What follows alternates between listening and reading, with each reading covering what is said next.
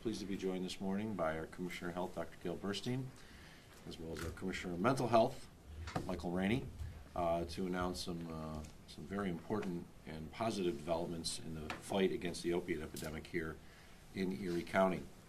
As we know, we've been at the forefront of addressing the opiate crisis compared to other communities across our region as well as nation. In early 2016, based on what we saw was a spike at the end of 2015, and information is provided by Dr. Burstein, and based on her recommendation, I declared a public health crisis in Erie County due to the opiate epidemic. We saw increasing numbers of deaths. Of course, many very strong drugs starting hitting the street in 2016 and 2017, including fentanyl, which started driving the death numbers up even much higher than they were in the past. And as a result, in 2016, we had approximately 245 deaths as a result of the opiate epidemic, and in 2017, that had increased to 301. The number of deaths was growing as it was by not only the end of 16, but was continuing to grow through 2017, where at one point during early last year, we were averaging, unfortunately, 1 death a day in our community. But we did take action. We took action in 2016. We continue to take action with a tremendous amount of different type of programs, working with our partners in the not-for-profit, law enforcement, educational component to address this issue. I had the pleasure to serve on a national task force. A lot of the recommendations that we had in the task force were things that we implemented in Erie County. And while across the nation the opiate epidemic is still raging, I am very pleased to say that even though other areas are seeing increases in deaths, I'm proud to note, as you will note on the screen here, we are seeing will be a reduction in the number of deaths in Erie County in 2017 compared to 2016 by at least 10%. There were 301 individuals who passed away as a result of an opiate overdose in 2016. We originally thought there might be a slight increase based on the final numbers that we were seeing as we went through the fourth quarter of 2017. But we had many cases that were pending that needed to be cleared off. As of this morning, there are 233 confirmed deaths as a result of the opiate epidemic in Erie County in 2017, and only 35 pending cases, as there's many cases that were thought to be a potential opiate overdose, which have now been determined through toxicology reports and the like to not have been an opiate overdose. They may have died from natural causes, they may have died for something unrelated to an opiate overdose, but they didn't die as a result of an opiate overdose. So at the most, by the end of this year, and it could go down, the highest number would be 268 deaths as a result of an opiate overdose in 2017, which is a substantial amount and drop considering at one point at the end of 2017 we were thinking we might have a 5% growth based on the 2016 number, and now we know that we actually have had a 10% reduction, and it could be better when the final pending cases have all been determined through toxicology reports and the like. This is a tremendous sign that the work that we've been doing in our community for the last 2 years is making a difference. We've gone through a lot of different programs and a lot of different ideas over the past 2 years. I commented when we first announced the epidemic as a crisis in this community, we were going to approach it as an all-hands-on-deck event. We were going to try different things. I've said this is very similar to how I think Franklin Roosevelt, when he came into office to deal with the Great Depression, he didn't do one thing to address the Great Depression. He didn't do 2 things. He pretty much threw everything at the wall, saw what stuck, and if it didn't work, tried something new. And that's exactly what we've done to address the opiate epidemic here in Erie County, is we've tried pretty much everything you can imagine. Dealing with education, prevention, law enforcement, treatment. And some things have worked, other things haven't, but we fought this battle and now we're seeing successes. And I do want to thank and congratulate each and every one of the individuals in our community who's played a role in making this happen. It didn't happen overnight, it didn't happen in a vacuum. It happened because a lot of people are working very hard to address this issue. Why is this important? Well, of course it's important because every life that we saved is huge. But we are seeing other communities in New York State and in the Northeast that are still seeing growth in opiate overdose deaths from 2016 to 17, including not too far away here in Monroe County. They've just finally declared a public health crisis and an opiate epidemic that needs to be addressed in the last couple months. They're 2 years behind us. So while we started early, hopefully we are going to be ending it earlier than others as well. We are not at the end of the opiate epidemic in Erie County, there's no doubt about that. But I'd like to think that we're at least at the beginning of the end. And it's still going to take some time, including a few more years, to get back to the point where we were before the epidemic occurred. But I don't believe we are at the beginning or the middle of it anymore. I think we're at the beginning of the end, and we do see light at the end of the tunnel. I'm going to turn it over now to Dr. Burstein to talk a little bit more about some of the real in-depth statistics associated with the deaths in 2017. And then we're also going to come back and talk about a new program that you're going to see going forward very soon in our community to help, once again, continue to see a reduction in that number. So, Dr. Burstein? Thank you. Thank you. And again, as our county executive mentioned, that this is really an attestation that when Erie County realizes that we have a crisis, we're able to come together as a community, address the problem, and really have an effect. And this is showing that we are having an effect by working together. And we can't point a finger at any one program. It's just really everybody in the community working together and contributing what they can do best to end this epidemic. And so we're seeing less deaths. I mean, still this is too many, but we've started to bend the curve, and we're really one of the only jurisdictions in the country that I can really say that at this point. So I'm going to walk you through a little bit more of the specifics of the data so you can understand who is affected. Oops. So this is looking at the Erie County opioid overdose deaths by age in 2015 in the blue, 2016 in the green, and the confirmed 2017 cases in the purple. And so you can see that, we persist as the largest number of people who are affected by overdose deaths are the young people in their 20s and 30s. And this is so sad because they're children, they're actually parents themselves, their siblings, their BFFs, and they had their whole lives ahead of them, and they end up succumbing to a disease, a chronic disease that could be preventable. So this is looking at overall our Erie County demographics in the middle column, on the right-hand column, compared to our overdose death demographics in the middle column. So you can see that just in terms of race, ethnicity, the overdose death victims are somewhat similar to what our Erie County population makeup is. You can see, though, however, with gender and age, there's a huge disparity, where we were about 50-50 male-female in Erie County. Almost 75% of our overdose death victims are male. It's still, women are still using, women are still affected, but they use differently, and so they're not succumbing to overdose deaths. And then again, the very sad story is that many of the people affected are in their 20s and 30s, which make up about 26% of our Erie County population, but it makes up over 50% of our overdose death victims. So this is looking at where our Erie County overdose death victims reside with confirmed data from 2017. So you can see that it's really widespread throughout the county. So, and we have almost as many overdose deaths in the suburbs compared to the city. The rural also contributes a large amount. And remember, these are total numbers, not the proportion in the population. So 9% in our rural areas is a significant number. So this is affecting everywhere. There's nowhere in Erie County that has not been affected. There's no place that is safe. And this is looking at the positive opioid tox screens of our Erie County overdose death data of 2016 on the right and 2017 confirmed cases on the left.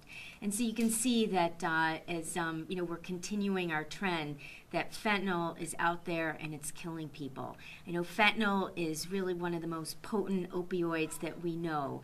It's 50 to 100 times more potent than morphine, and our Central Police Services lab tells us that everything has fentanyl in it. There's counterfeit pills. There's almost nothing that doesn't have fentanyl in it. And we know that there's a time bomb because there's no quality assurance in the amount of fentanyl that's added to whatever drugs or people are taking, whether it be pills or powder, and it's just Russian roulette. You could have a batch with not a lot of fentanyl and be okay, and you can have a batch with a lot of fentanyl and overdose and unfortunately die.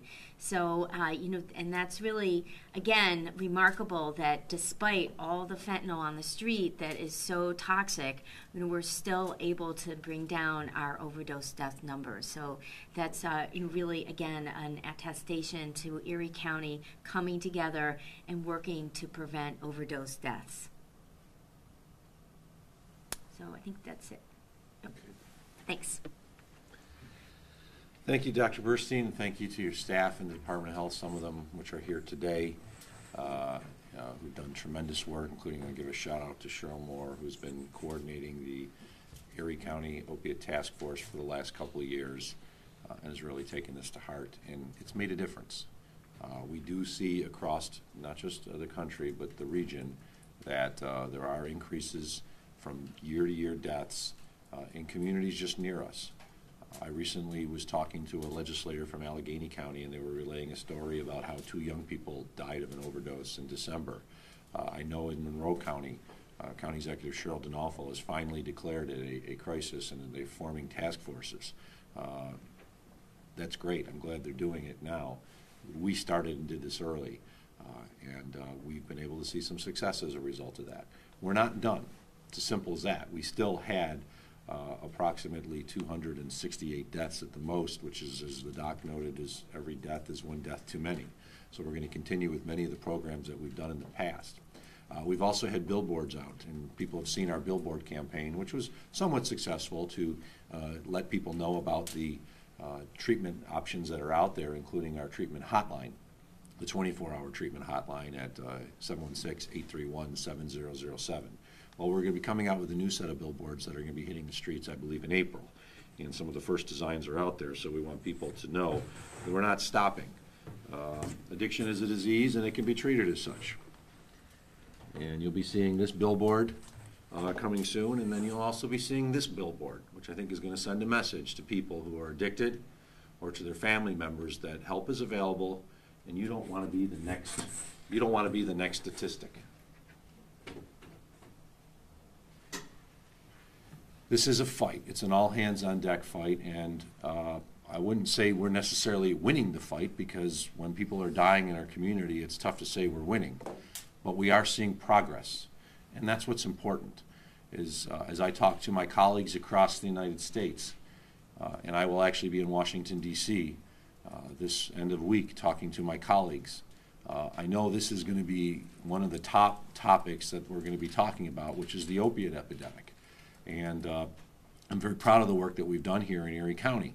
And as a result, I'm going to be able to go and talk to my colleagues in Washington, D.C. and say, the things that we've been doing in Erie County that I've been talking about for some time now, we're showing we have success. We're showing success. We have the statistics to prove it. And it's not easy to do it. It really requires you to try everything and have an all-hands-on-deck approach.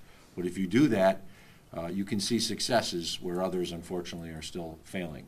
So I'm very proud of the work that we've done here. I want to thank all that have been involved. We put a lot of time and effort. This has definitely been an effort from the heart of each of the individuals involved.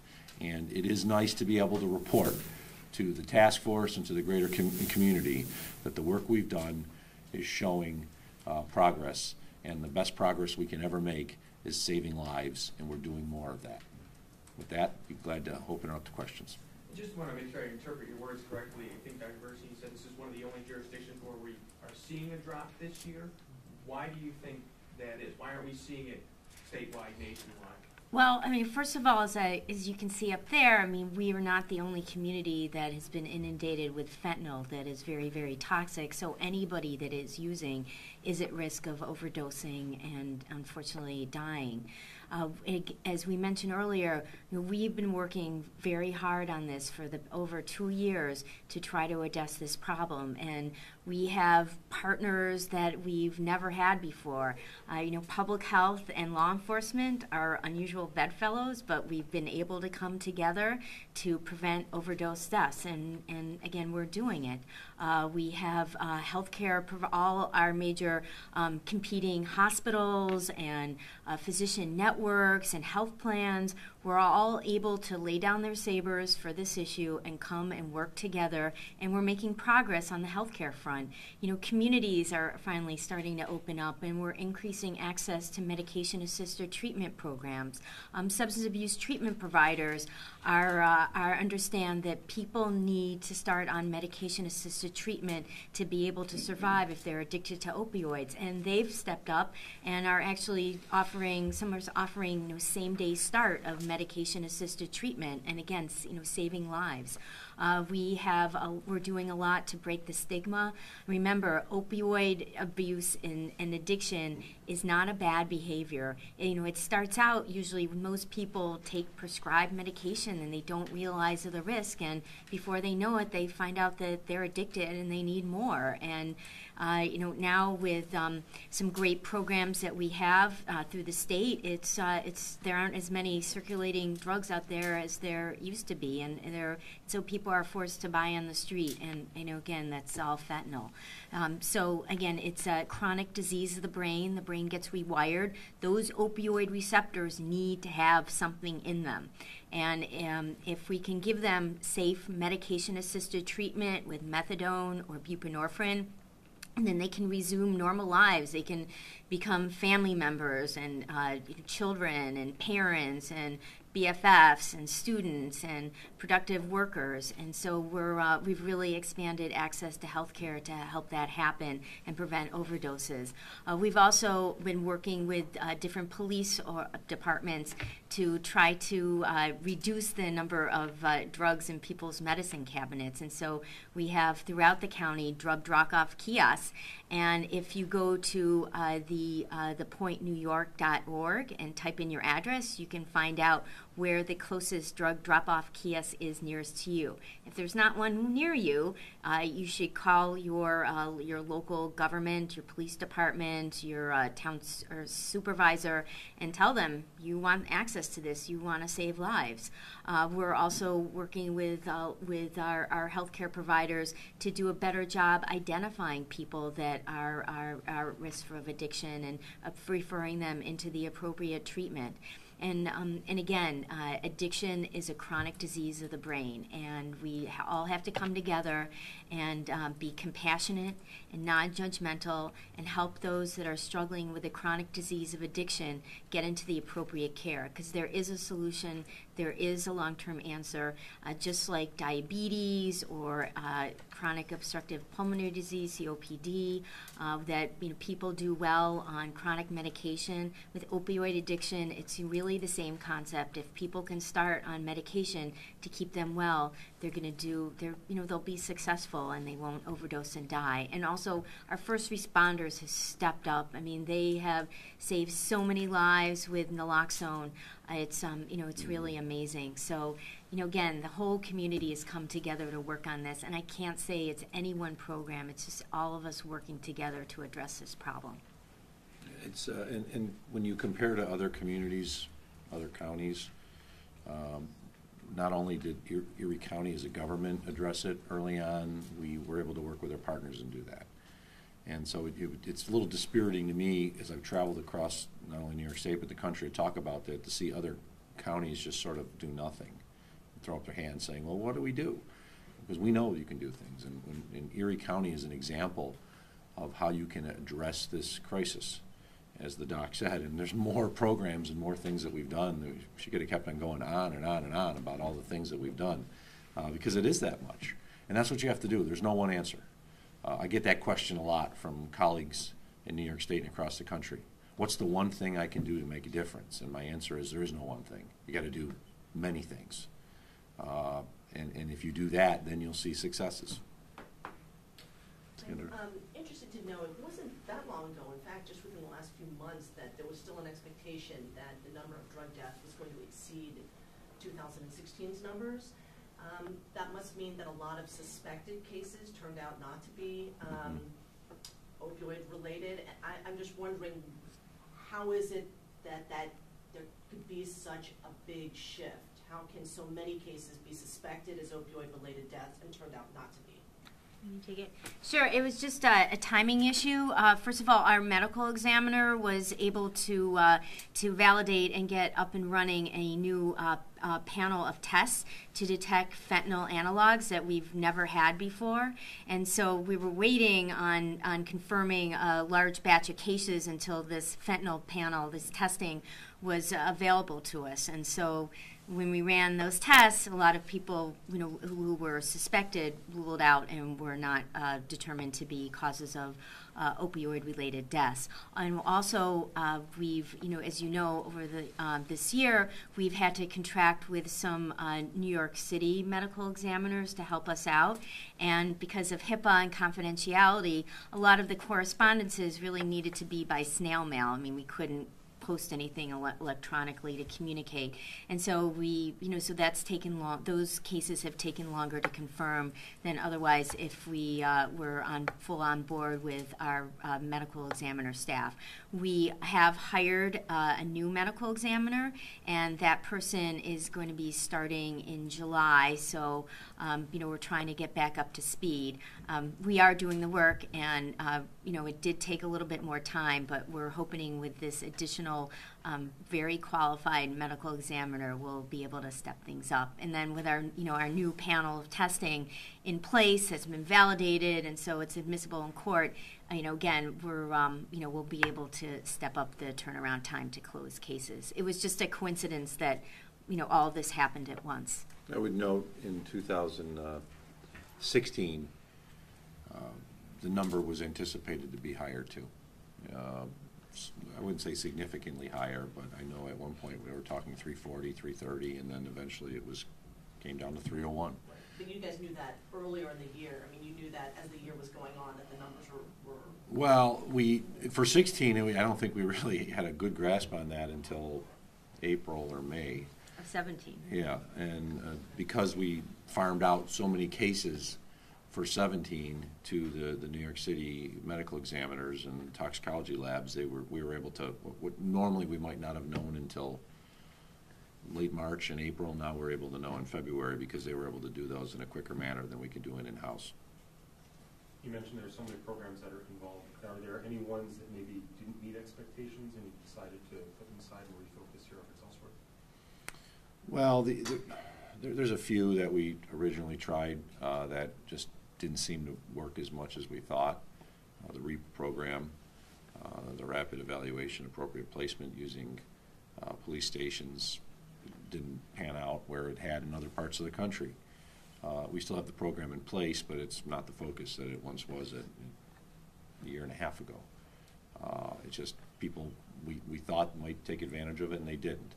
So we still have participation with our local police departments, but we're just not seeing the participation from the public that we thought, as they had in other areas of the country. So that one's not the priority. I wouldn't say there's any one priority. The thing I think that's made a big difference in saving lives, too, is the amount of people we trained for naloxone, Narcan. We're well ahead of the ball game compared to other parts of the country. We've trained not just police and first responders, but more than 10,000 average citizens. And I think it's made a difference.